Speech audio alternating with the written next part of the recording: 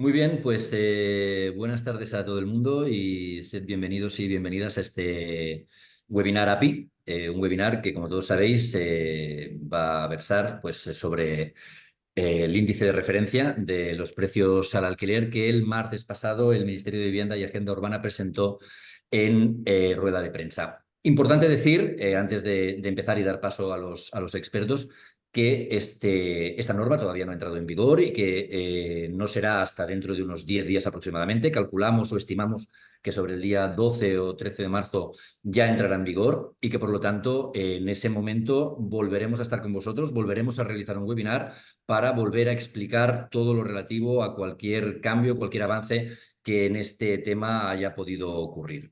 Dicho esto, explicaros un poquito que este webinar va a durar aproximadamente una horita, que vamos a tener primero una presentación o una exposición del funcionamiento de este índice, donde hablaremos de muchas cosas, no solo del funcionamiento del índice, sino de los grandes tenedores, de temas de contratos de vivienda habitual, contratos de alquiler de temporada, de muchas otras cosas. Lo que sí que os pediría, por favor, es que todas las preguntas que vayáis teniendo y que les trasladaremos tanto a Carlas como a Monse al final de la sesión, las vayáis realizando en el área de preguntas y respuestas de Zoom, que por favor evitéis poner en el área de chat cualquier tipo de pregunta, puesto que somos muchos esta tarde y va a ser pues complicado manejar ambas aplicaciones. Por lo tanto, lo dicho, las preguntas en el área de preguntas y respuestas, podéis ir yéndolas formulando a lo largo de la exposición de los expertos y al final, como os comentaba,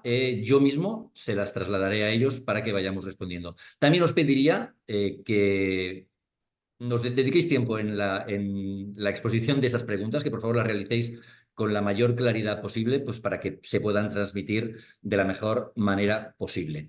Dicho esto, pues y ya los estáis viendo, os presento pues tanto a Carla Sala como a Montse Junyent. Ellos son los responsables del área jurídica del colectivo API.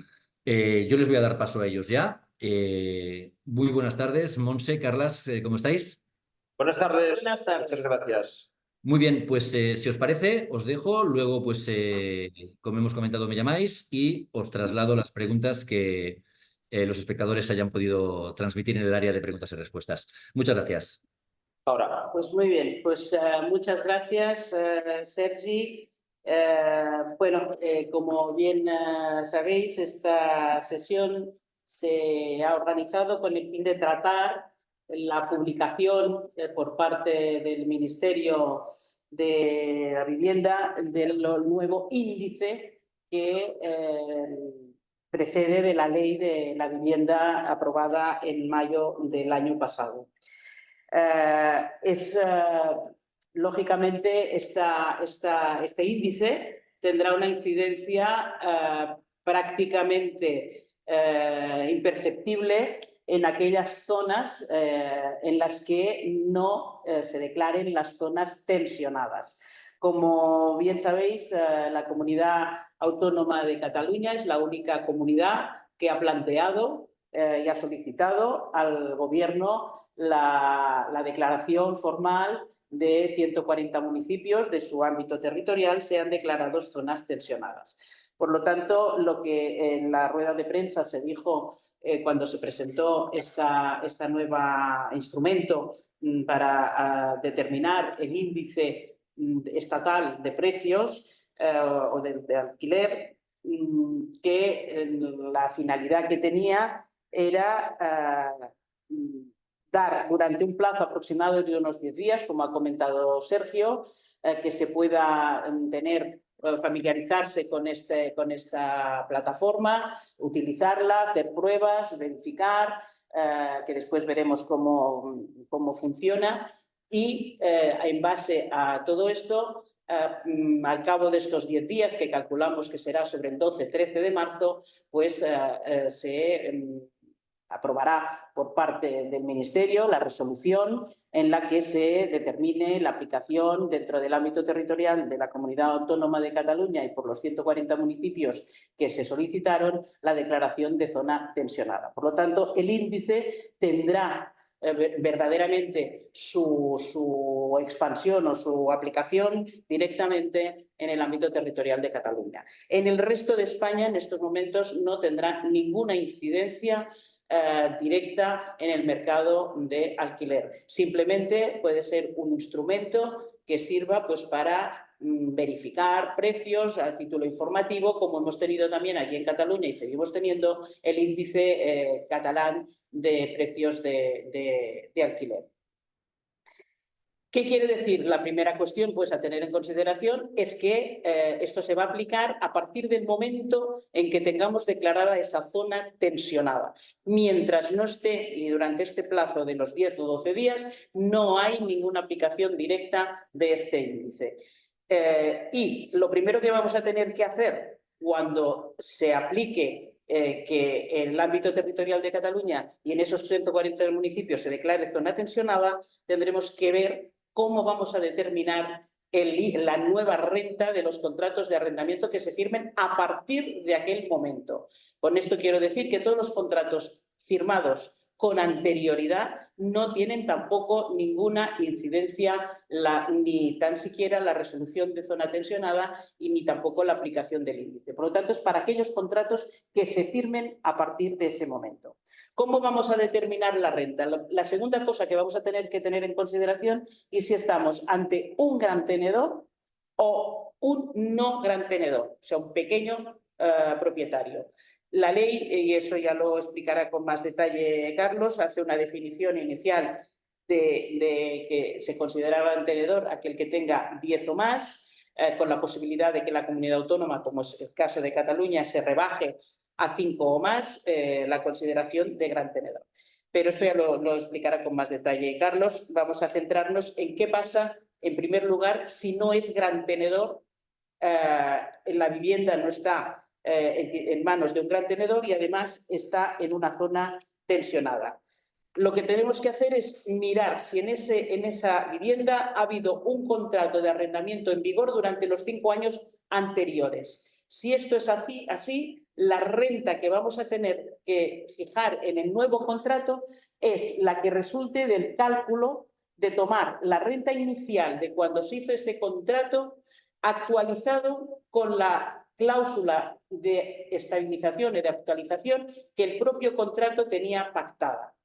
Y aplicando esa, que normalmente suele ser el IPC, porque son contratos ya probablemente celebrados hace ya varios años y normalmente contenían la cláusula de actualización por IPC, se aplicará a esa renta inicial la cláusula del IPC que haya desde esa fecha inicial hasta el momento de la celebración del nuevo contrato. Ahí también quiero hacer la incidencia de que no vamos a tener que aplicar esa cláusula de estabilización contemplando el 2 y el 3% que afecta en función de los decretos que también se dictaron en la época de COVID y por la guerra de Ucrania, de actualizar el 2023 al 2% y el 2024 al 3%, ahí no juega para el cálculo de la renta que resulte de un contrato a celebrar en una zona tensionada por un propietario no gran tenedor. Por lo tanto, se aplicará la cláusula de IPC que tenga estipulada el contrato desde la fecha inicial hasta el momento de la celebración. Y eso saldrá un resultado y esa será la renta que aplicaremos al nuevo contrato. ¿Podemos incrementarla? La podremos incrementar en determinados supuestos y la podremos incrementar en un máximo de un 10%. ¿Qué supuestos o excepciones contempla la ley para dar la oportunidad de incrementar esa renta? Pues que se hayan hecho obras durante los 2 años anteriores de rehabilitación, que hayan sido obras para mejorar la accesibilidad, que hayan sido obras de mejora de la eficiencia energética por encima de un 30% de beneficio de esa eficiencia energética, incluso que el propietario esté dispuesto a un arrendamiento de más allá de 10 años. En esas condiciones, si está dispuesto a hacer un contrato con esa duración y además se han aplicado algunas circunstancias como las que he comentado, podrá incrementar esto en un 10% la renta resultante. Cuando ya estamos en zona tensionada y el propietario es un gran tenedor, la fórmula que nos da la ley es diferente. Y ahí sí es cuando empieza a jugar ese índice. El índice tendremos que tomar como referencia el índice que salga, que es el que se ha publicado. Es un índice que, si habéis tenido la oportunidad de entrar en la página del Ministerio, pues se pone la dirección. Si la dirección por cualquier circunstancia parece que no aparece la vivienda que estáis buscando, buscar la referencia catastral, hay una conexión con el propio catastro, se pone la referencia catastral y suele aparecer sin problema, al menos todos los que hemos estado utilizando y viendo cómo funciona, hemos visto que efectivamente aparece la vivienda y aparece inmediatamente pues unos campos en los que podemos ir ampliando la información para que finalmente nos determine ese índice. Nos dará una horquilla baja y una máxima alta en función de esas circunstancias que además nosotros vamos a irle incorporando. ¿Tiene ascensor? ¿No tiene ascensor? ¿Está amueblado? El nivel del certificado energético, si tiene unas vistas singulares, si tiene ascensor, si tiene, en fin, toda una serie de elementos, la altura también de la vivienda. Todo esto lo vamos añadiendo a las diferentes opciones que nos da la propia página web y automáticamente nos da esa horquilla. ¿Qué tengo que aplicar en esa horquilla? ¿El mayor o el menor? Porque también le tendremos que decir en qué estado está la vivienda, que nos permite dos o tres opciones, desde está en perfecto estado, está en buen estado, necesita actualizaciones, por lo tanto nos da también ahí diferentes opciones. Podemos pensar que esa horquilla de la menor a la mayor que nos está ofreciendo el índice es el ámbito que nos permite movernos en la negociación con el nuevo arrendatario. Es decir, ¿por qué le vamos a poder pedir el límite máximo o por qué nos tenemos que conformar con el límite medio? Ahí es una franja de negociación en la que podemos probablemente incorporar elementos que a priori no aparecen en esas opciones que nos da la propia página, pues por ejemplo, pues que tenga, yo que sé, aire acondicionado, que tenga, se sitúe delante en la fachada principal, lo sea en un patio interior, tendrá más luz, menos luz, aquellas cosas que normalmente se valoran en el momento de fijar la renta de la vivienda, pues pueden ser los elementos que nos permitan entrar en esa negociación con el nuevo arrendatario y ver hasta dónde alcanzamos esa renta. ¿Qué pasa si, por ejemplo, esa vivienda tiene más de 150 metros? Nos encontramos que esa vivienda, si nosotros nos consta, porque el índice lo que utiliza son los datos del catastro y utiliza los datos del catastro, son metros construidos, al utilizar ese parámetro, cuando nosotros le ponemos que supera los 150 metros, no lo acepta, porque no tiene, no sale muestra, probablemente porque no tenga testigos suficientes, por lo que sea, no sale muestra. ¿Qué hacemos si nos encontramos con una vivienda en la que intentamos aplicar el cálculo, que es un gran tenedor, que está en una zona tensionada y me sale que los 150, que tiene más de 150 y no me aparece ese índice? Pues entonces me tendré que ir a ver si ese contrato tenía una situación de contratación anterior a los 5 años, como hemos dicho en el caso de que fuese un arrendatario no gran tenedor, y aplicar esa renta que aplicaríamos en el supuesto de que no fuese un gran tenedor. No obstante, hay otro supuesto, que esa vivienda no haya estado nunca en el mercado de alquiler, por lo tanto no tengo referente de contrato anterior y qué renta le voy a poner. En el supuesto de que sea un gran tenedor y no haya sido puesto nunca y no tenga el índice. Aquí hemos interpretado, de momento hemos tomado esa decisión de entender que son viviendas que tendrán la oportunidad de entrar en el mercado absolutamente libre sin ninguna otra limitación. En estos supuestos, igualmente también aquel propietario, pequeño propietario que no tenga y que no haya sido puesto la vivienda en el mercado de alquiler los 5 años anteriores, también tendrá que acudir al índice de precios con el límite máximo, que no lo podrá superar más también en las mismas circunstancias que hemos comentado. Tenemos muchas incógnitas, esto lo hablará con más detalle Carlos, de qué es la zona tensionada realmente, porque había la petición que se cursó desde el Gobierno de Cataluña ha sido una, pero la realidad es que nos consta que ha habido diferentes peticiones por parte del propio Ministerio para ir acotando un poco toda esa información y ver finalmente si la resolución contiene las mismas peticiones o en los mismos términos que se solicitó desde aquí Cataluña, y veremos al final, hasta que no tengamos el texto definitivo, cómo vamos a modular un poco esta aplicación. Nosotros desde aquí es evidente que haremos haremos más webinars cuando esto esté publicado y por lo tanto aclararemos en función de la resolución definitiva pues aquellas dudas que nos hayan podido quedar. Haremos toda la información que nosotros podamos al respecto.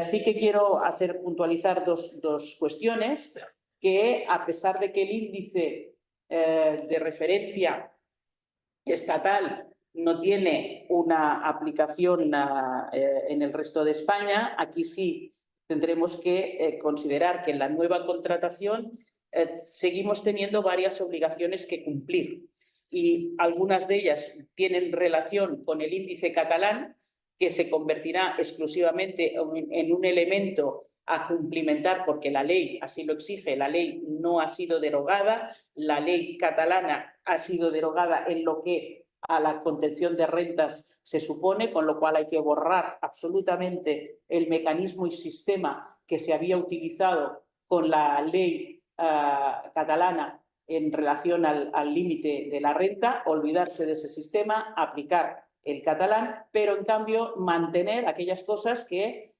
no han sido afectadas por la sentencia del Tribunal Constitucional en su momento. ¿Y cuáles son? Pues tener que informar en el contrato de cuál es el índice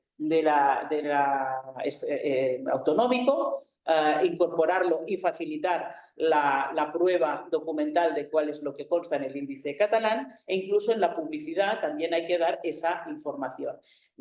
Puede resultar contradictorio porque el índice estatal nos diga una cosa, el índice autonómico otra. Ya es aconsejable no hacer comparativas porque el índice estatal está hecho con metros cuadrados útiles y construidos y tomando en consideración fuentes diferentes a las que ha utilizado el catalán. El catalán utilizó, como ya todos sabéis, el depósito de fianzas de la Generalitat de Cataluña y en cambio en el ámbito estatal se ha utilizado como fuente de información el catastro y se ha utilizado la agencia tributaria en relación a las rentas declaradas por los arrendadores respecto a las viviendas arrendadas.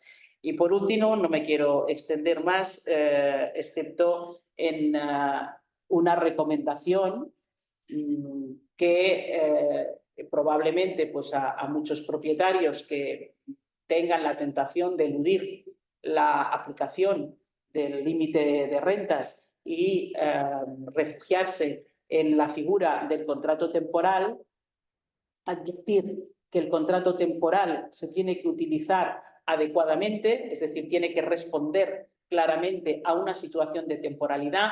No es el tiempo el que determina si estamos ante un contrato temporal o no, sino es el destino que le damos a la vivienda arrendada el que determinará si estamos sujetos a la normativa de temporalidad o estamos sujetos a la ley de arrendamientos en toda su extensión en lo que a vivienda habitual se refiere.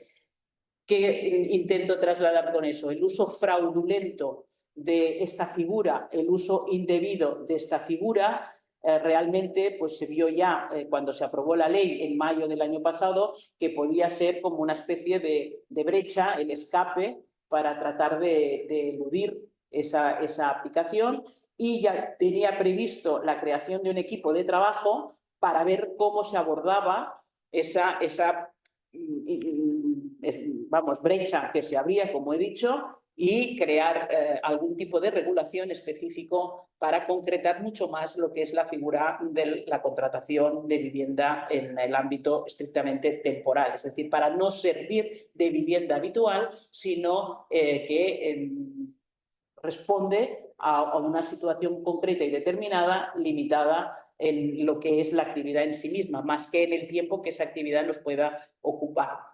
Por ejemplo, pues la vivienda para un tratamiento médico, para un estudiante, para un trabajo puntual. Y hay muchas circunstancias, mucha casuística, pero que no responde a la necesidad de vivienda permanente y habitual. Y desligarla de su duración. Con eso quiero romper también un poco esta leyenda que tenemos instalada, que se arrastra de una situación que sí que en su momento era correcto, que era pensar que los contratos de más hay que limitarlos a los 11 meses y que entonces ya no serán contratos de vivienda habitual, sino que serán temporales, y no es así. Los contratos pueden tener una duración de 3, 6, 12, 1, lo que queramos, como años. Es el destino lo que realmente lo determina. La leyenda de los 11 meses viene vinculada a la aplicación de la ley del 64, que todo el mundo sabe que la ley del 64 contenía lo que nosotros denominábamos la prórroga forzosa, y la fórmula de eludir la aplicación de la fórmula forzosa en aquella época, que obligaba siempre al arrendador y permitía cierta liberalidad al arrendatario para no mantenerse permanentemente en la vivienda. Y la jurisprudencia vino a decir que cuando superaba los 11 meses se convertía en una vivienda habitual, y si era inferior a los 11 meses se podía interpretar que era una temporalidad. En aquella época el parámetro tiempo es el que permitió hacer esa disociación entre una y otra figura, pero después la jurisprudencia a lo largo de los años, que yo diría que ya no se aplica esto desde el año 85, que es cuando ya se permite con el decreto Guayer determinar una fecha concreta de duración a los contratos de arrendamiento, a partir de ese momento ya realmente lo que marca la temporalidad es una cosa u otra. Si utilizamos de una manera indebida esa figura del contrato temporal para tratar de eludir el cumplimiento del límite en la renta, lo que realmente estamos dando es argumentos para que realmente nos toquen una figura que ha funcionado, que la jurisprudencia tiene perfectamente definida, que la jurisprudencia detecta claramente, y no es tan difícil acreditar una situación de fraudulenta de uso de esa figura para cubrir una vivienda habitual, que la pasamos o la simulamos a vivienda temporal. Cuando yo creo que hay que hacer una reflexión en este sentido, un poco de pedagogía también, para que entendamos que el abuso de determinadas figuras lo que al final hace es provocar el efecto contrario, y que el legislador pues intente acotar esa puerta abierta que pueda suponer la salida del control de las rentas. Yo creo que me he hecho una pincelada rápida de todos los temas, no sé si te he chafado parte de tu participación, pero Carlos, te cedo la palabra.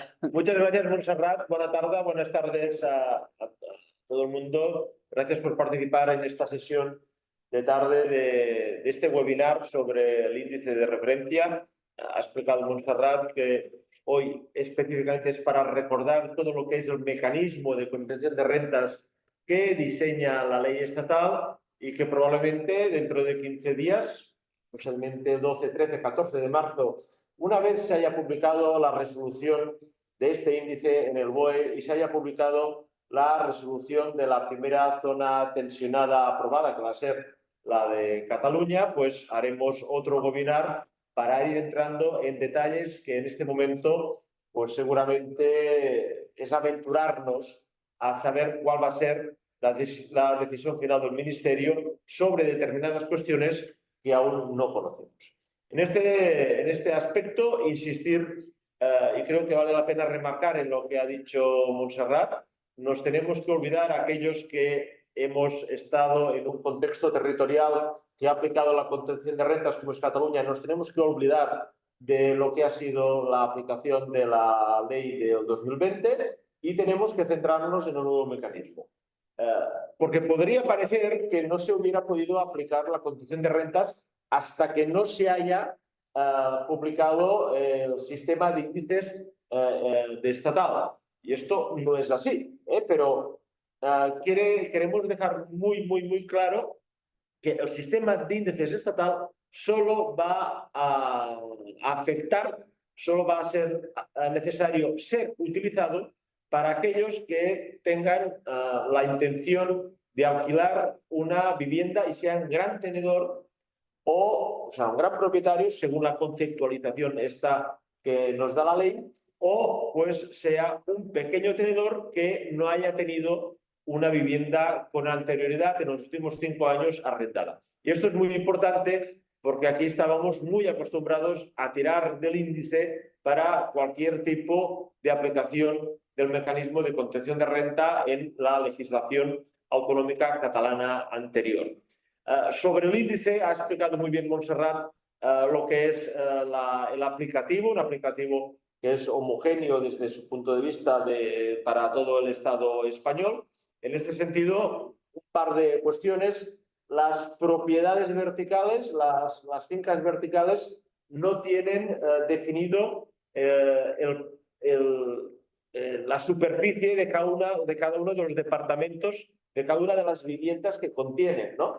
Esto a nosotros nos ha sorprendido porque realmente si prácticamente, mayoritariamente van a ser los grandes tenedores los que van a tener que utilizar el sistema de índices, pues claro está que las propiedades verticales muy probablemente en la mayoría de los casos van a ser grandes tenedores, con lo cual fíjense ustedes que si ustedes entran en una finca que es una finca vertical, no es que no exista el índice, pero van a tener ustedes que fijar la superficie construida de cada uno de los departamentos, de cada una de las viviendas, que a ustedes les interese conocer cuál es el índice de referencia.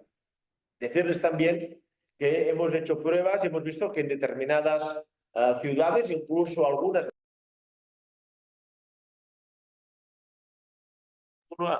de las que están previstas que haya un sistema de contención de rentas en Cataluña, no hay suficiente muestra. Con lo cual, si no hay suficiente muestra, no hay dato. Si es pequeño tenedor y hay un contrato anterior, iremos al mecanismo del contrato anterior más la actualización del IPC o de la cláusula de actualización y no nos vamos a... Y si no hay un contrato anterior, pues se entiende que no existe, no es aplicable el mecanismo de contención de rentas. Ahí en la resolución que de momento ha aprobado la Generalitat en agosto, hay toda una serie de exclusiones en toda una serie de casos de la aplicación del mecanismo de rentas, ¿vale? No vamos a entrar en ello, esta es una de las cuestiones que, como no están contempladas en la legislación, en la ley por el derecho a la vivienda, vamos a ver qué determinación toma el Ministerio cuando haga su resolución, si acoge estas exclusiones o no, y esto formará parte de un documento, de dos documentos que vamos a hacer, uno de recordatorio de la guía de aplicación del mecanismo de contención de rentas y de otro documento que es de preguntas frecuentes sobre la contención de rentas. ¿De acuerdo? Entonces, estas exclusiones, la única que tenemos confirmada, porque en su momento se hizo una consulta al Ministerio, es que en los territorios donde se aplique la contención de rentas, esta no va a ser de aplicación en los contratos de renta antigua, entiendo por contratos de renta antigua a los contratos derivados de la legislación del 64. Por lo tanto, esta es una exclusión que prevé la resolución de la Generalitat, que ya el Ministerio nos ha confirmado en su momento que efectivamente no les va a afectar a estas viviendas. Una serie de cuestiones importantes que debemos hacer también como recordatorio. Con la declaración de las zonas tensionadas se activan también una serie de cuestiones de alto interés en la legislación de la Ley por el Derecho a la Vivienda. Una de ellas son los beneficios fiscales para los propietarios, para los titulares, personas físicas. En ese sentido, recordar que si una zona está declarada como tensionada y una persona física arrienda una vivienda con una renta bajando un 5% la renta del contrato anterior, en lugar del 50% de beneficio en la declaración del IRPF, eso se incrementa hasta el 90%.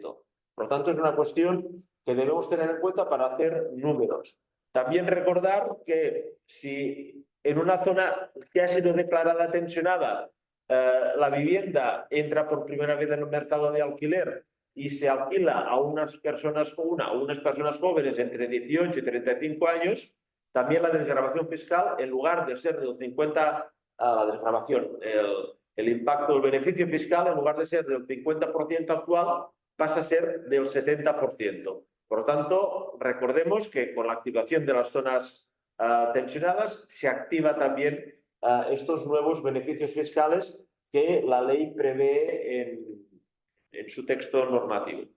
Recordar también que como agentes de la propiedad inmobiliaria, con la activación de las zonas tensionadas, del área tensionada, aparecen nuevas obligaciones desde el punto de vista de información al consumidor.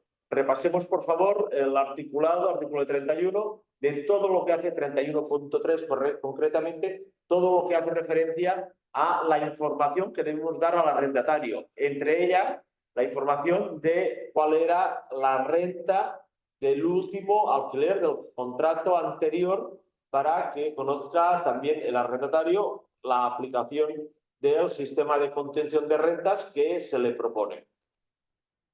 También comentar el tema de grandes tenedores, el tema de los grandes propietarios. Recordemos que la ley habla de, como hizo en su día los diferentes Real Decreto Leyes sobre en el marco de la pandemia y en el marco de la guerra de Ucrania, marca que son grandes tenedores aquellos personas físicas o jurídicas que tengan más de 11 viviendas, más de 10 viviendas, por lo tanto 11 o más viviendas, 11 o más inmuebles o más de 1.500 metros cuadrados de uso residencial. ¿Vale? Y que estas más de 10 viviendas o 1.500 metros cuadrados deben encontrarse en el marco de todo el territorio español. Pero la misma definición da la posibilidad de que las comunidades autónomas que decidan declarar zonas tensionadas puede rebajar ese límite de viviendas mínimo a 5 viviendas o más, manteniendo lo de los 1.500 metros cuadrados. Más que 5 viviendas son 5 inmuebles o más. Y en ese sentido, recordar que hay interpretaciones varias sobre el concepto de gran tenedor. En este sentido, por ejemplo, por mayoría, que no por unanimidad, de los jueces del área de Barcelona, los criterios de unificación de interpretación, por ejemplo, en el caso de fincas verticales, si hay un departamento, una de las estancias de la finca que se dedica a vivienda, pues todo el inmueble, aunque haya más, se considera que es un inmueble, ¿no? Por lo tanto, en este sentido, va a tener mucho más peso todo lo que hace referencia a la suma de metros cuadrados, etcétera, etcétera, ¿no? En el caso de Cataluña, que ha pedido el Gobierno de la Generalitat en su resolución bajar la conceptualización de gran tenedor a 5 inmuebles, recordar que estos 5 inmuebles no deben encontrarse en el conjunto del Estado español, sino que deben encontrarse dentro del área tensionada. Y aquí también vamos a estar atentos con lo siguiente, de si los 140 municipios constituyen una sola área tensionada o cada uno de los municipios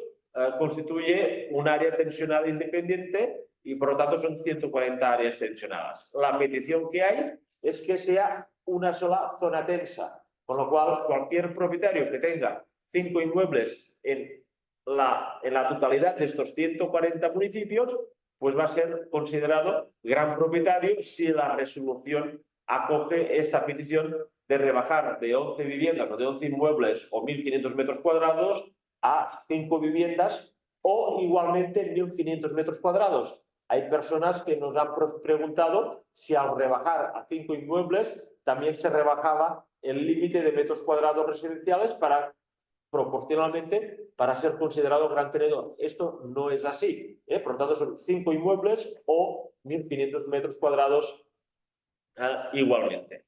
¿De acuerdo? Estas son las principales cuestiones que que yo les quería explicar.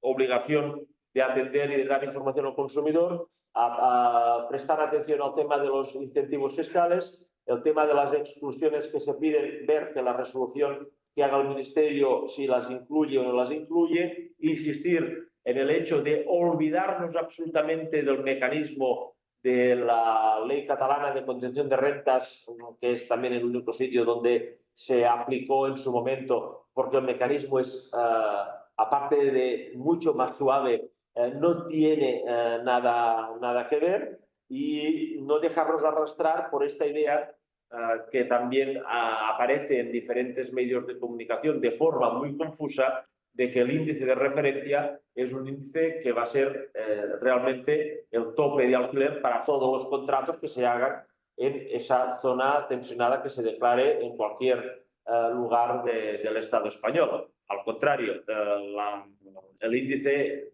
ha insistido Montserrat, he insistido yo, solo sirve a efecto de calcular cuál es la menor de la cantidad en el caso de grandes tenedores y en el caso de aquellas viviendas, grandes o pequeños tenedores, que se incorporen por primera vez al mercado de alquiler. Esto es lo que le queríamos comentar y si te parece, Sergi, vamos a pasar al apartado de preguntas y respuestas, que veo que hay unas cuantas. Sí, como es lógico, hay bastantes. Permitidme antes, además de agradecer la explicación que creo que ha sido muy clara, recordarle a las personas que están viendo este webinar que por favor no trasladen o no formulen las preguntas en el área de chat, sino que las trasladen a la pregunta al área de preguntas y respuestas de Zoom, porque es complicado manejar ambas aplicaciones, entonces preferimos centrarnos en este área. A pesar de eso, he estado leyendo un poquito lo que son el tema del chat y hay muchas preguntas que, como es lógico, se repiten en lo que es el área de preguntas y respuestas. Las repasaremos ahora, pero sí que me ha llamado la atención una que comentaba que si podíamos nosotros avisar antes de este tipo de webinars para que os podáis organizar mejor. Yo, si me permitís, respondo, ya nos gustaría a nosotros, no es por nosotros que no hayamos avisado antes, sino que a lo mejor habría que trasladarle esta pregunta al Ministerio de Vivienda y Agenda Urbana, que el martes hizo la rueda de prensa donde presentó este cambio normativo. Nosotros esa misma tarde ya programamos estos webinars. Nuestro departamento jurídico ha tenido un día para preparar este webinar, como aquel que dice, incluso menos. Y hoy jueves pues hemos realizado no uno, sino 2 webinars que versan sobre ese tema. De la misma manera que lo hemos hecho así, disculpadme, lo haremos para cuando la norma tome efecto, es decir, dentro de esos 10 días que comentaban tanto Carlas como Monse, y seremos lo más ágiles posibles, por lo tanto, entiendo esto o tomamos esto como una alabanza, como un halago, y por lo tanto muchísimas gracias, y no tanto como una queja o una súplica. Dicho esto, paso a ese área de preguntas y respuestas. Carlas, Monse, muchas van a ser redundantes. Intentaremos aclarar e intentaremos dar un repaso a todo lo que habéis ido comentando a lo largo de esta sesión. Y empezamos. Eva María nos pregunta, buenas tardes, quiero preguntar si el propietario puede incluir en el nuevo contrato el coste de la comunidad en el nuevo contrato. Sí, esto es un tema que no he detallado. Si en el contrato anterior se había hecho el desglose de estos gastos y por lo tanto teníamos la renta base más gastos como IBI, como gastos de comunidad, en el nuevo contrato se podrá seguir haciendo así. Si no contenía ese detalle el contrato anterior, no se podrá hacer así. Pero no solamente tiene que decir que serán a cargo del arrendador y el arrendatario los gastos de, sino que hay que cuantificarlos. Es decir, el desglose implica también el detalle cuantificado de cada uno de ellos. Si eso no es así, no lo podríamos hacer, ¿eh? Por lo tanto, hay que distinguir en relación al contrato anterior si había hecho este detalle. Perfecto. Empecemos a dar un repaso porque muchas preguntas ya han sido mencionadas, pero en este caso nos preguntan, en una zona tensionada, para una vivienda sin contrato previo, para la que aplica el índice, si es más de 150 metros cuadrados o la herramienta me dice que no hay testigos de referencia, ¿el precio es libre?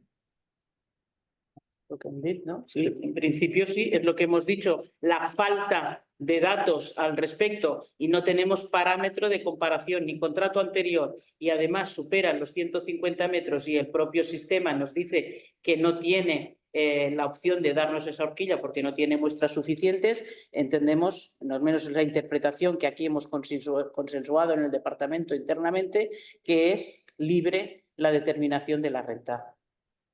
Perfecto. ¿Qué debo hacer si el contrato anterior estaba sujeto a la LAU del 64? Nos pregunta Marina. Bueno, eso me parece que lo hemos comentado, ya está contestado. Es una de las exclusiones de la contención de rentas. Aunque se haya activado la zona tensionada, no le aplica contención de rentas al contrato de renta antigua.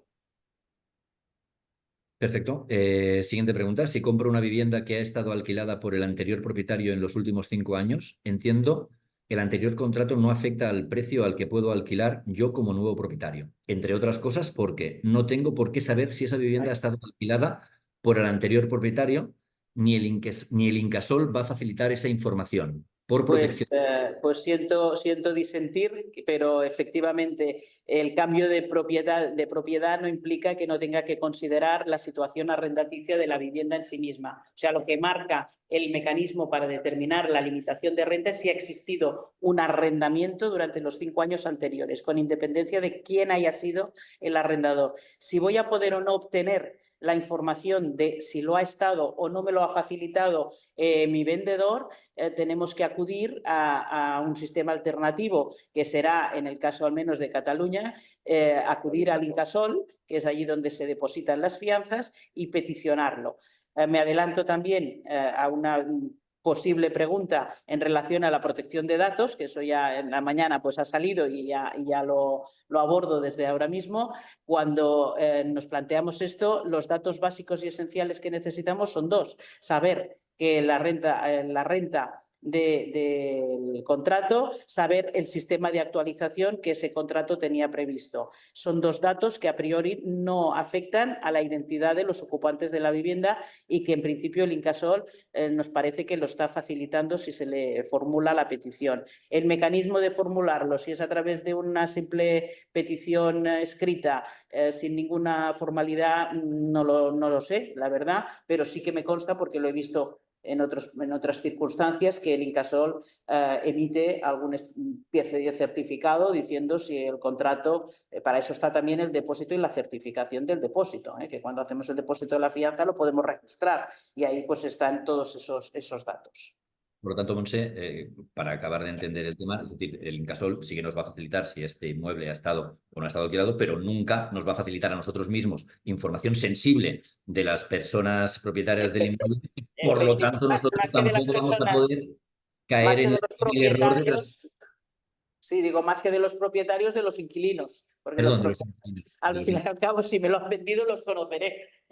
Si no, de los inquilinos. Correcto. Perfecto. Pues dicho esto, seguimos. Nos pregunta Miguel Ángel si un copropietario con 12 viviendas al 50% con su esposa se considera un gran tenedor. Bueno, ahí estamos con una de las polémicas más interesantes, ¿no? Que no quedaron del todo resueltas con la legislación ya anterior, que es que si es al 50%, pues algunos jueces han interpretado que no puede quedar claro quién es el propietario. Y en este sentido sí que lo único que computa es el 50% de los metros cuadrados que tengan esas 12 viviendas.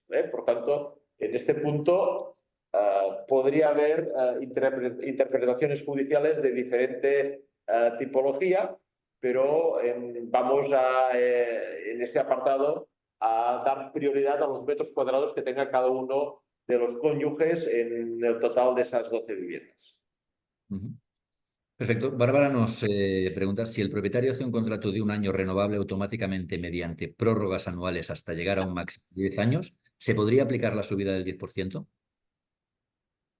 Si el contrato de arrendamiento es para 10 años, se puede, es una de las condiciones que establece la ley para incrementar un 10%. Recordemos que es un tema, las cuestiones que permiten incrementar ese 10%, bien sea hayas tenido que ir a índices o bien sea hayas tenido que ir al contrato anterior, es la rehabilitación de acuerdo con la ley del IRPF, el concepto de rehabilitación, el tema de eficiencia energética, recortando un 30% el consumo de combustibles no fósiles, el tema de accesibilidad, ya cuando se aprobó la ley hicimos y hubo diferentes consultas que si cambiar bañera por plato de ducha era suficiente como para entender que era una medida de accesibilidad para incrementar ese 10%.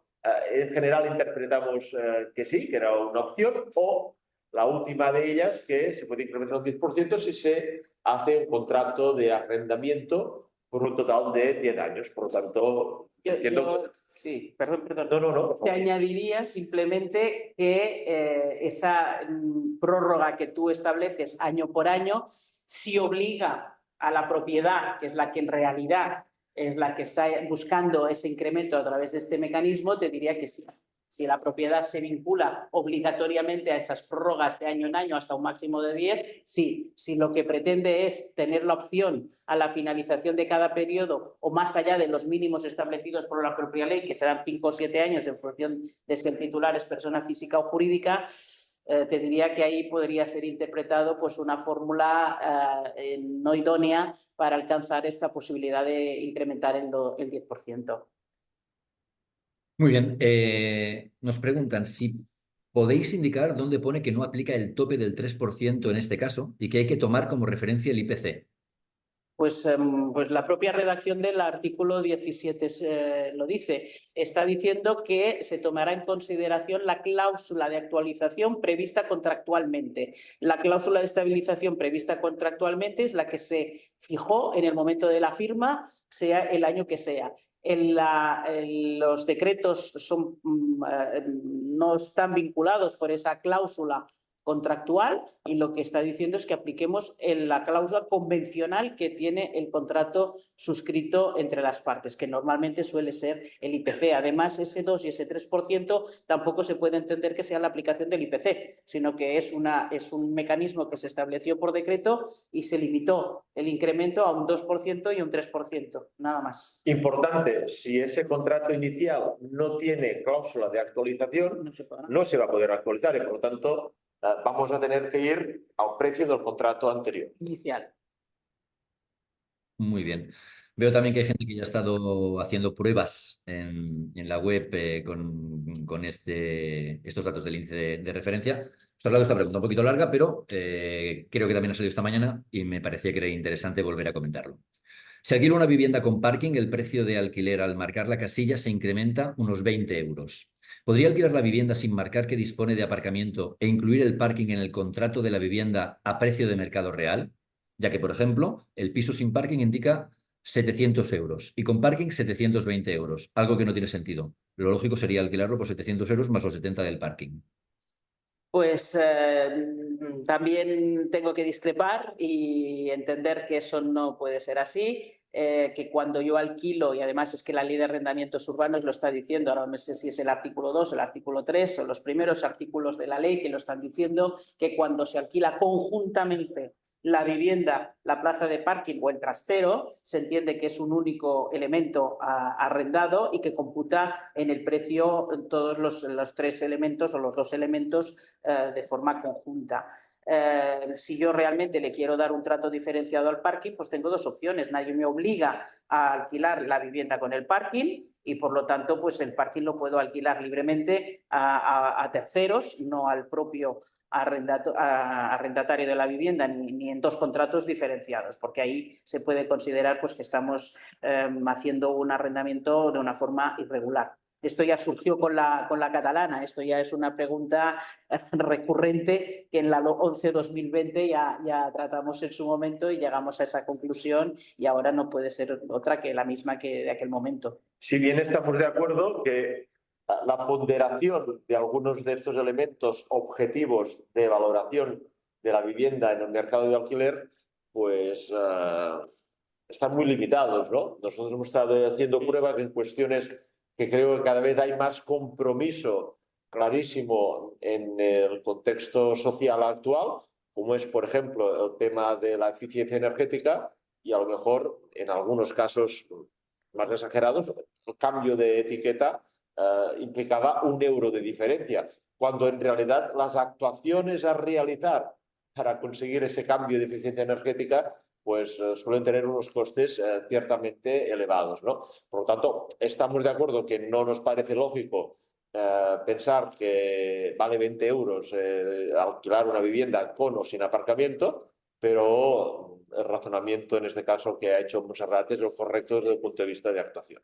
Es el que hay, nos guste más, nos guste menos, siempre nosotros vamos aquí, lo llevamos diciendo desde el principio, la opinión personal de cada uno de nosotros en el contexto de la ley o de la justicia, vamos a decirlo así, desde la perspectiva de cada una de las partes, pues eso es subjetivo y no podemos entrar a pensar que realmente es como dice Carlos, sí, alquilar un parking a €70 no es lo mismo que alquilarlo a €2, pero es así. Seguimos, pues Elizabeth nos pregunta, no me queda claro la actualización de renta si ha estado alquilado durante los 5 años anteriores. Si este es el caso, ¿usamos la renta del primer año de contrato y el IPC correspondiente o bien usamos la renta de cuando se extingue el contrato añadiendo el IPC? No, la renta inicial, es decir, si yo alquilé la vivienda en el año 2018 y lo alquilé, pues pongamos a €700, pues yo cogeré ese contrato del 2018 al 2024, una vez ya sea declarada zona tensionada y me tenga que regir por este sistema, haré el cálculo, esto es tan simple como irme, si efectivamente en el contrato tengo prevista la cláusula de actualización que ya he hecho, he utilizado todos los años y por lo tanto la renta que ahora cuando se acaba probablemente no es la misma de cuando se inició, no serán esos 700, pero la ley me dice no, olvídese usted de lo que usted está cobrando ahora. Usted utilice los 700 que contrató en el año 2018, aplique la cláusula que si es IPC va del 18 al 24 y eso le dará un resultado y esa es la renta del nuevo contrato. Por eso estamos diciendo no dejarse influenciar por el 2 y el 3% que probablemente a esa vivienda yo le he aplicado en el año, sobre todo en el 2023, había aplicado un incremento del 2 y a lo mejor el IPC del año 2023 no es el 2, sino que es el 3,1 o el 3, ya me parece, bueno, pues será eso, sumado a los IPCs de los años anteriores. Perfecto. Bárbara nos pregunta, ¿se tendrá que añadir en los nuevos contratos una cláusula donde se especifique los datos del último contrato de alquiler, importe, fecha, etcétera?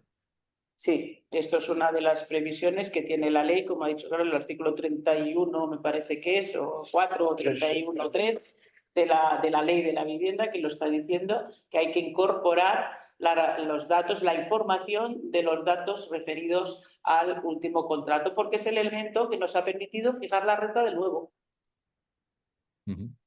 Perfecto. Nos preguntan también, y es algo que también ha aparecido esta mañana, si los municipios que aparecen actualmente como tensionados son los definitivos o pueden adherirse nuevos municipios en cualquier momento. La declaración de la zona tensionada, en estos momentos la petición es de 140 municipios, la iniciativa ha sido directamente de la comunidad autónoma sin participación de los ayuntamientos, con lo cual entendemos que no va a haber adición de nuevos municipios en los próximos meses, ¿no? En todo caso, la declaración de zona tensionada es para un periodo de 3 años, ¿vale? Y que si no se aplican las medidas de reversión a las que están obligadas las comunidades autónomas, pues dentro de 3 años puede pedirse una prórroga de esta situación para estos municipios, o entonces quizá ver si deben incorporarse o salir de zona tensionada o determinados municipios. Además, añadiros que esta declaración de la Generalitat, a la que se hicieron alegaciones, nosotros hicimos alegaciones como otras muchas entidades con la posibilidad de hacer este tipo de alegaciones a la declaración, obviamente no fueron atendidas. Digo obviamente por lo que luego se trasladó y finalmente salió publicado en el mes de agosto. No obstante, también hay un recurso que se ha interpuesto, un contencioso administrativo, contra esa aprobación inicial por parte del Departament de la Generalitat. Después veremos si la resolución definitiva del Ministerio, a lo mejor algunas de las alegaciones que se hicieron aquí a esa declaración inicial de la Generalitat han sido estimadas porque realmente pues, ha habido alguna cuestión que no se hizo debidamente y se ha tomado en consideración. Por lo tanto, a priori es lo que tenemos, pero veremos también el recorrido que tiene en los próximos meses. Además, también por los sujetos legitimados, para hacerlo hay interpuesto diferentes recursos de anticonstitucionalidad, entre los cuales algunos de ellos atacan directamente la legalidad de la declaración de zonas tensionadas. Por lo tanto, vamos a ver también cómo evoluciona esta situación, tanto desde el contencioso administrativo que se ha interpuesto por diferentes entidades del sector inmobiliario con solicitud de incluso de medidas cautelares. Vamos a ver en su momento la resolución del Ministerio, si también las mismas entidades, en función del contenido y en función de quien firme dicha resolución, si vamos a acudir a la Audiencia Nacional también presentando otro contencioso administrativo o no. Muy bien, hay unas cuantas preguntas en referencia al precio inferior y al precio máximo que nos otorga este índice de referencia. Y sobre todo van en relación a cuál de los dos hemos de elegir. Bueno, yo creo que es bueno que recordemos que no hay que elegir uno de los dos, sino que es un margen de negociación, ¿correcto? Correcto, correcto. Muy bien, Sergio. Estoy aprendiendo un poquito. Estás aprendiendo. Pero bueno, no, que quede claro que al final no es este índice no nos obliga a como hacía. Yo creo que aquí tenemos todavía, y por eso insistimos, Exacto. el chip, y perdonar decirlo así gráficamente, de la ley catalana que iba directo al medio. Era más cómodo. La ley catalana nos decía y no hay más a discutir. Aquí sí que nos permite, lo cual está bien, esa mínima capacidad negociadora de ver entre ese margen pequeño y ese margen alto si yo llego a un acuerdo con ese arrendatario porque incorporo una serie de elementos que considero que tienen que tener una incidencia en el precio definitivo de la renta y lo tengo que negociar con él para que él mismo pueda establecer también parámetros comparativos. Aquí nos encontrábamos que viviendas acabadas de arreglar y en perfecto estado tenían la misma renta que la puerta de al lado, que a lo mejor estaba pues, en unas condiciones todavía de la época en que se construyó, porque esto pasaba y nos encontramos con esas circunstancias extrañas. Ahora la nueva ley contempla esas opciones de validar el estado de la vivienda, unas determinadas características, pero habrá otras que probablemente también podamos hacer incidir en el precio y entremos en ese margen pequeño, pero en algunos casos tampoco tan pequeño, que podemos negociar arrendador y arrendatario. Sí, para complementar y sin entrar en aspectos muy técnicos, el gran error del legislador en 2020 es que, aunque fuera más cómodo utilizar la pastilla del medio, la pastilla del medio del índice catalán no responde a las características objetivas del estado de la vivienda. El estado de la vivienda tenía mucho a ver con el margen superior y el margen inferior. Por desconocimiento o a sabiendas de ello, el legislador obvió esos márgenes en la 11/2020, no lo hizo en el decreto ley anterior 9/2019, del que fue el primer intento de contención de rentas, y esto provocó situaciones realmente que una auténtica caricatura, ¿no? Viviendas que estaban en el mismo rellano, con la misma superficie, con diferente estado de conservación, acababa saliendo el mismo índice porque se utilizaba exclusivamente la pastilla central. Muy bien. Miguel Ángel nos pregunta, en caso de un no gran tenedor, si la propiedad quiere acogerse al incremento del 10% que le permite la ley por extender un contrato de 10 años, ¿se puede negar el inquilino? Bueno, yo entiendo más que negarse, vuelvo a decir lo que he dicho antes, si yo le dejo en libertad al inquilino para que pueda desistir de ese contrato de arrendamiento, respetando la propia ley de arrendamientos urbanos, que ya le permite desistir a partir de los 6 meses de duración del contrato, yo te diría que negarse no tiene tampoco mucho sentido, porque le dejo en libertad de que él decida cuándo se quiere ir. Con lo cual, pues bueno, si estoy dispuesto a decirle, mire, yo le voy a aguantar sí o sí 10 años, no, es que no quiero que me aguante 10, quiero que me aguante solo 5, bueno, pero yo estoy dispuesto a los 10, a lo mejor a usted le interesa, pero se puede ir cuando usted quiera. Yo entiendo que aquí no es una cuestión de negarse, sino de cómo vamos a redactar esa cláusula para darle opciones a la renuncia unilateral a lo largo de este plazo, pero que me obligo yo a mantener esos 10 años. Muy bien, en este caso, yo discrepo un poco de lo que comenta este comentario, que dice que no ha quedado claro si se utiliza el índice estatal o autonómico. Yo creo que sí, pero si por favor podemos volver a repetirlo. El índice autonómico se utiliza para información en el contrato y se adjunta en el contrato. El índice estatal se utiliza solo cuando se tenga que aplicar el mecanismo de contención de rentas a grandes tenedores o viviendas que se incorporen por primera vez al mercado de alquiler. Cuando se tenga que ir pequeños tenedores con viviendas que hayan estado incluidas en el mercado de alquiler los últimos 5 años, pues tampoco se va a tener que utilizar el índice. Se aplica el mecanismo de actualización que ha comentado Montserrat extensamente. El índice catalán, vamos a olvidarnos de él, excepto para las cuestiones que se determinaron en el 2019 que se tiene que adjuntar a nivel de información. El índice catalán es un índice que debe seguir apareciendo en los anuncios, en las publicidades. Esa parte de la ley del Tribunal Constitucional no ha sido anulada. He leído algunas noticias de que el índice catalán fue declarado inconstitucional. No es así. En otra norma, no vamos a dar cifras de normas porque al final nos la liamos, ¿no? Otra norma del 2019 estatal permite que las comunidades autónomas tengan su propio índice y hayan construido su propio índice de referencia. Lo que pasa es que sirve exclusivamente a nivel informativo.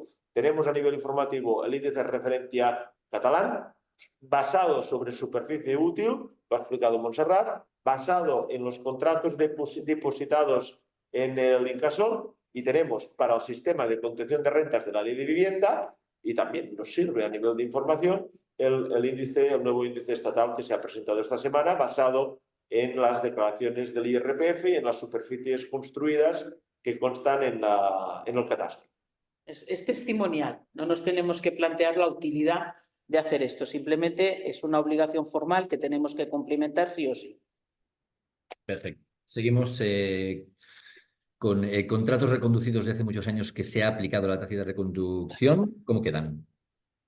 La tácita de reconducción. Si me la puedes repetir. Sí, contratos reconducidos de hace muchos años a los que se ha aplicado, entiendo, la tácita de reconducción. ¿Cómo quedan? Bueno, depende de muchísimos años, ya no sé dónde los situamos. Si estamos en una situación de tácita reconducción y la tácita reconducción entendemos que no modifica elementos esenciales del contrato, pues a priori podemos, porque es una figura que existe, admitir esa tácita reconducción. Ahora bien, si el mecanismo de la tácita reconducción lo utilizamos para pensar que mantenemos vivo un contrato de hace muchos años, pero vamos modificando la renta y vamos modificando plazos contractuales, eso técnicamente le vamos a llamar que es una novación. La tácita reconducción ha producido una novación extintiva del contrato inicial y primitivo, convirtiéndose en un nuevo contrato, y ese nuevo contrato ya quedará sometido a la legislación de ese momento. Con lo cual, la tácita reconducción, que sí que es cierto que durante la 11-2020 aquí en Cataluña sí que fue una fórmula de intentar, no tocando rentas antiguas, hay rentas pactadas antes de la entrada en vigor del régimen de contención de rentas, pero ahora con el nuevo mecanismo, si pretendemos ir moviendo esa renta, yo les diría que no es la fórmula. Perfecto. Seguimos con las aclaraciones. Eso también se ha comentado, creo que está claro, pero de forma escueta volvamos a responderlo si os parece. Cuando hablamos de gran tenedor no me queda claro si son 5 viviendas o si tienes 4 viviendas y un local también se considera gran tenedor.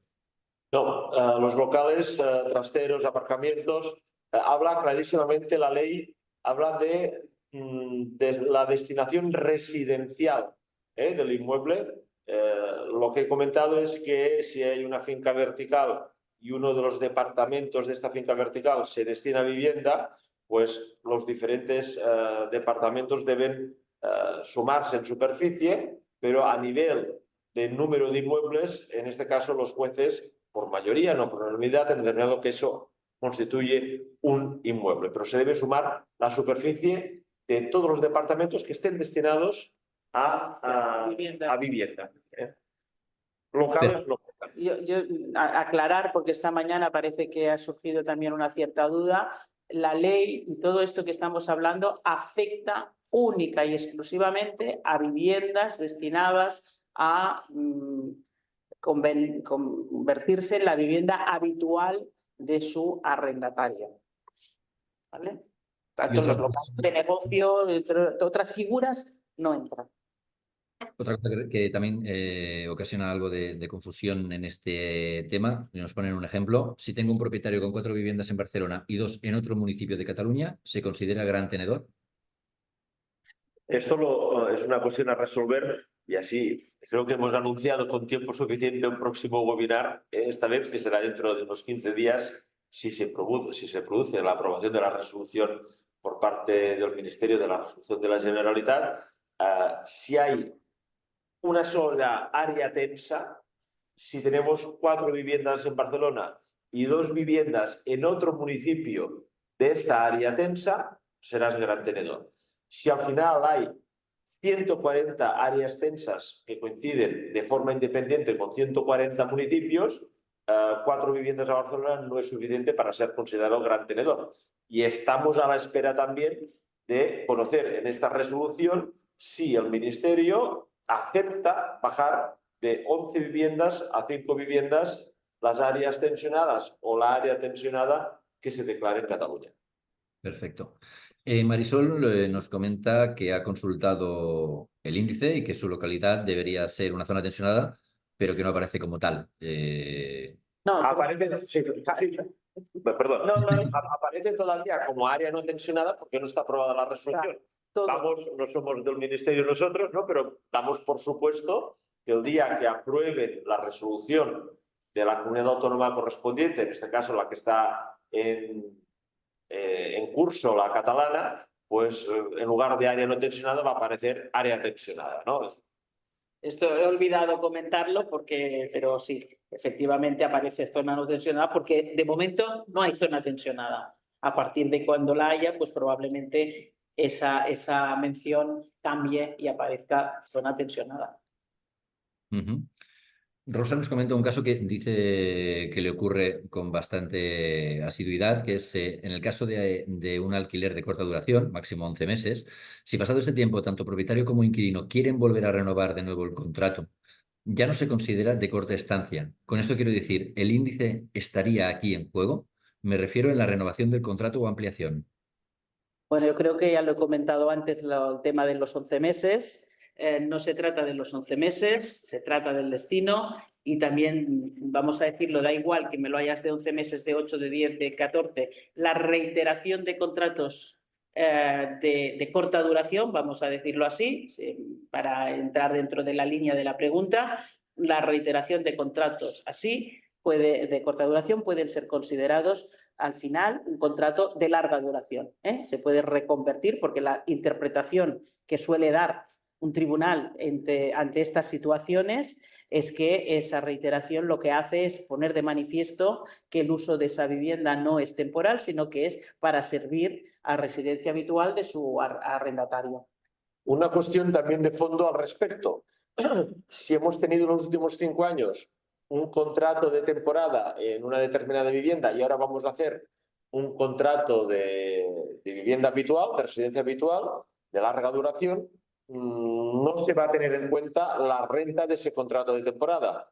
Va a ser considerado el contrato como un contrato que no ha sido o no ha tenido un arrendamiento destinado a residencia habitual en los últimos 5 años. Por lo tanto, arrendamientos para uso distinto de vivienda habitual en los últimos 5 años no se contemplan sus rentas como renta a actualizar, sino que vamos a considerarlo, una vez esté declarada la zona tensionada que corresponda, como una nueva vivienda que entra en el mercado de alquiler y que en los últimos 5 años no ha estado alquilada para el fin de la residencia habitual. Muy bien. Eva nos comenta un caso también en concreto. Nos dice que tiene un caso de un inmueble que lo tiene actualmente alquilado a un precio inferior del mínimo que actualmente le dice el índice, perdón. Y nos dice si se puede aumentar hasta el mínimo del índice.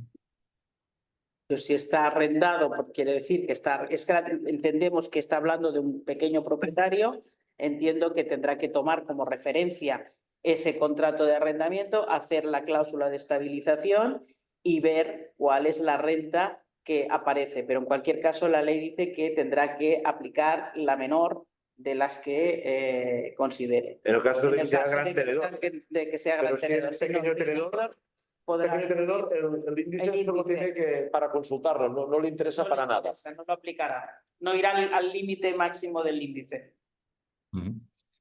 Miguel Ángel nos pregunta si alquilar un piso a una entidad de alquiler social, Habitat 3, por ejemplo, desgrava también el 90%. No nos consta y luego aquí es otra de las discusiones, de las cuestiones, perdón, que la Generalitat ha planteado dentro de las exclusiones de la contención de rentas. Por lo tanto, es una de las casuísticas que estamos pendientes de ver y que veremos en la resolución. Y en referencia a esto, ¿nos podríais repetir, nos pide Graciela, los incentivos fiscales, por favor, Carlas? Sí, los incentivos fiscales, una vez se activen las zonas tensionadas, sabemos que este año para el conjunto de los arrendamientos hechos por personas físicas para aquellas viviendas que se destinen a residencia habitual, ha bajado como norma general al 50%. Hasta el año pasado estábamos al 60%, a partir de este año ha bajado al 50%.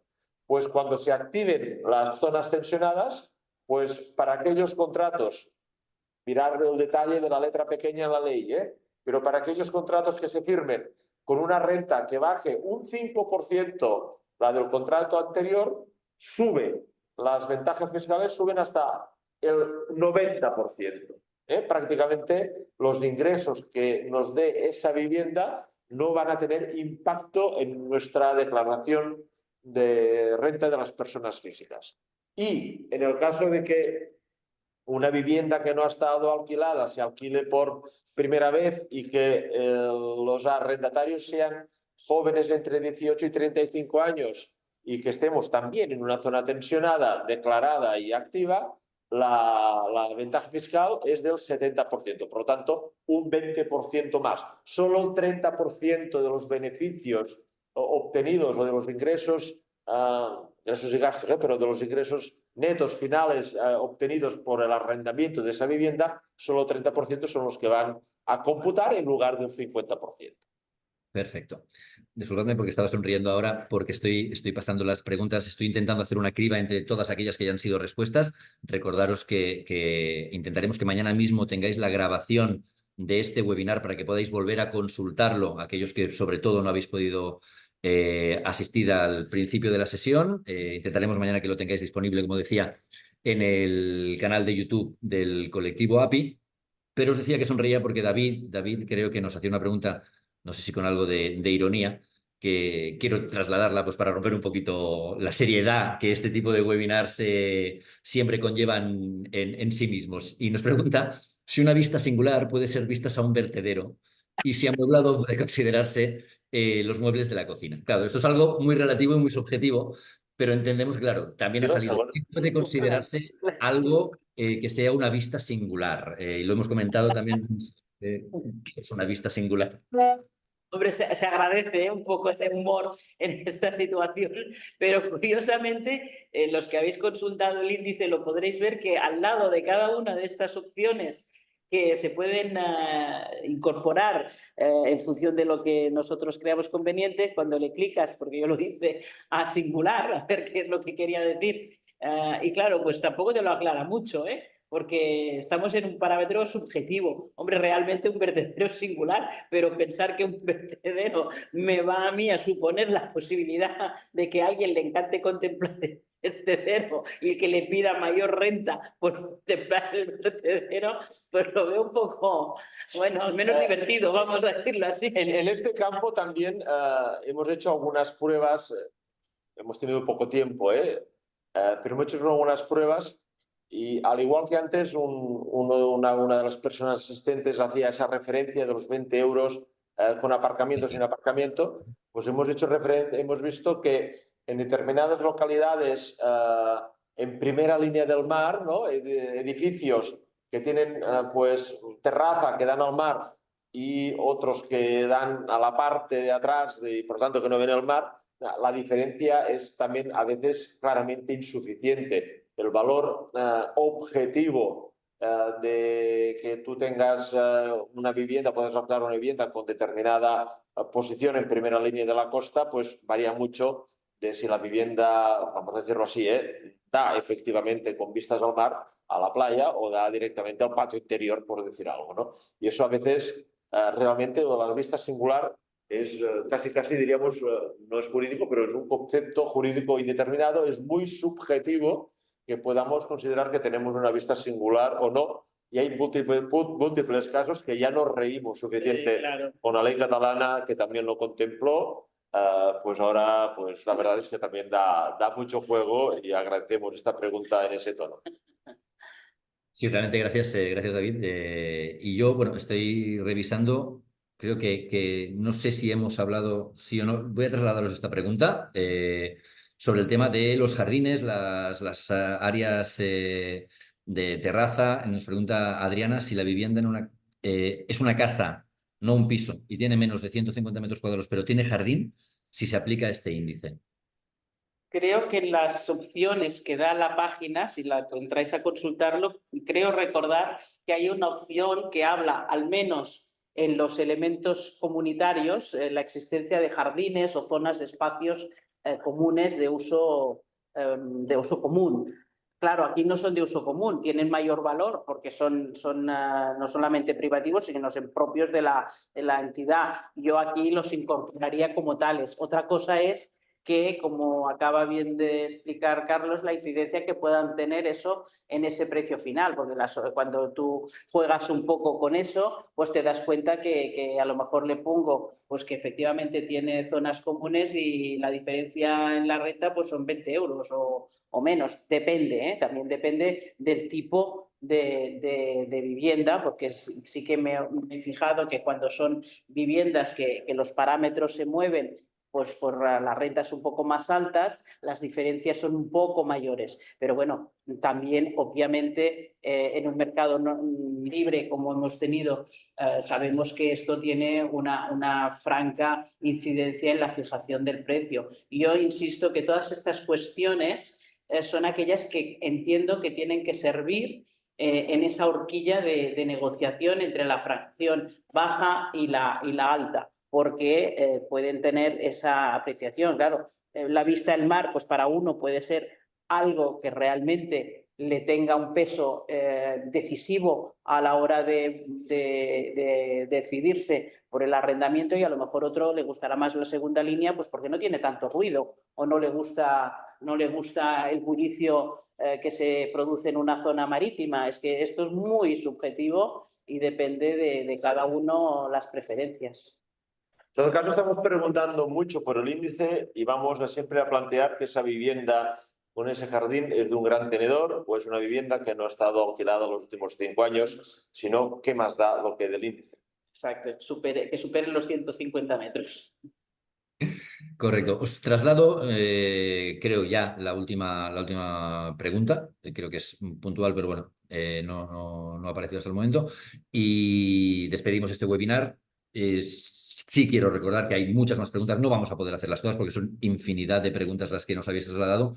Todas ellas, por lo que he ido viendo, se redundan en los mismos temas que ya se han resuelto y que por lo tanto os invito a que por favor aquellas personas que os quedéis con dudas o bien volváis a ver este webinar, lo tendremos lo antes posible, como os he dicho antes, en el canal de YouTube, o que esperéis a que os enviemos estas preguntas frecuentes, que estamos trabajando en ellas, ¿verdad, Carlas, Monse? Os las enviaremos porque también nos preguntaban sobre ellas. Con la mayor celeridad posible las tendréis. Las enviaremos, perdón, Sergi, las Por supuesto. de guía de la contención de rentas y de las preguntas frecuentes las enviaremos a medida que se produzcan resoluciones del Ministerio respecto de las comunidades autónomas que soliciten áreas tensionadas, porque pueden contener elementos específicos para cada uno de los entornos geográficos y por lo tanto vamos a hacer guía y fax, preguntas frecuentes para cada una de estas zonas. Es prudente que tengamos delante la resolución porque ahora entraríamos en un terreno especulativo que lo único que podemos propiciar precisamente es confusión.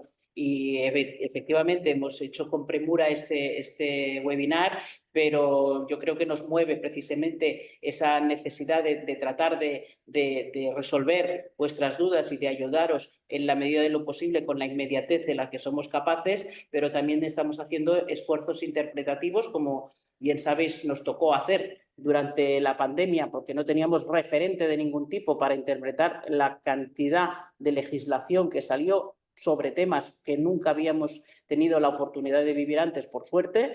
De ahora estamos igual, no podemos estar especulando en lo que pueda suceder y lo haremos cuando tengamos la certeza de la documentación y siempre con la precaución interpretativa de lo que nosotros vemos que puede ser la interpretación lógica y razonable. Sí, ya dijimos en su momento, en mayo de 2023, que la técnica legislativa de la Ley por el Derecho a la Vivienda era altamente deficiente. Insistimos, ni los mismos jueces, especialmente en el ámbito procesal o para definir el tema de gran tenedor, ni los mismos jueces han conseguido unanimidad a la hora de interpretar lo que pone la ley. Por lo tanto, nosotros, aquellas cuestiones que por unanimidad de la asesoría jurídica hemos conseguido entablar los criterios, pues bueno, es lo que pensamos, pero siempre sometidos estas otras muchas cosas a otros criterios jurídicos diferenciados. Dicho esto, pues, última pregunta, directa y concreta. Contrato firmado hoy, pero entra en vigor el 1 de abril. ¿Se aplica la ley? Si ha sido declarada zona tensionada, yo diría que sí. Yo diría que sí. Esta es una pregunta que ayer la estuvimos comentando y yo sinceramente entiendo que esto quiere decir que es que hay un contrato en vigor en estos momentos y que termina después de esa fecha de previsión que hemos dicho del 12 o 13 de marzo. Hombre, aquí... Lo normal sería dar por concluido el contrato actual con fecha de hoy y si son los mismos inquilinos, claro, y firmar un contrato con fecha anterior al 12 de marzo, dando por buena la suposición de que el 12 de marzo se publica la resolución. En la otra fórmula entiendo que ahí a un juez yo creo que se inclinaría claramente por el inquilino porque vería un mecanismo de utilizar algo que la ley permite, pero con una finalidad que no es la querida por la norma. Cuando buscamos alternativas para vulnerar el espíritu de la norma, pues ahí el tribunal se suele decantar por aquel que padece esa depreciación en sus derechos. Perfecto, pues dicho esto, yo simplemente agradeceros a todos la presencia, sobre todo a Carles y a Montse. Creo que ha quedado todo muy claro. Recordar, pues que a pesar de que ya podamos y debamos acceder a ese índice, el conocerlo, el empezar a usarlo o a ver cómo funciona. Esto de momento no implica ningún cambio en el marco legislativo actual, creo que es importante. Eh, Cierto es que en breve nos volveremos a ver, ya lo que hemos comentado antes, calculamos que en un plazo de 10 días aproximadamente volveremos a vernos porque empezará a entrar o acabará entrando en vigor y que, como siempre, intentaremos avisaros lo antes posible, aunque en muchas ocasiones no sea muy complicado, no porque no queramos. Y como siempre que seremos lo más rápidos y lo más ágiles que podamos en daros esta información a través de un nuevo webinar. Por lo tanto, yo, Carlas, Montse, os emplazo pues, a dentro de muy poquito tiempo.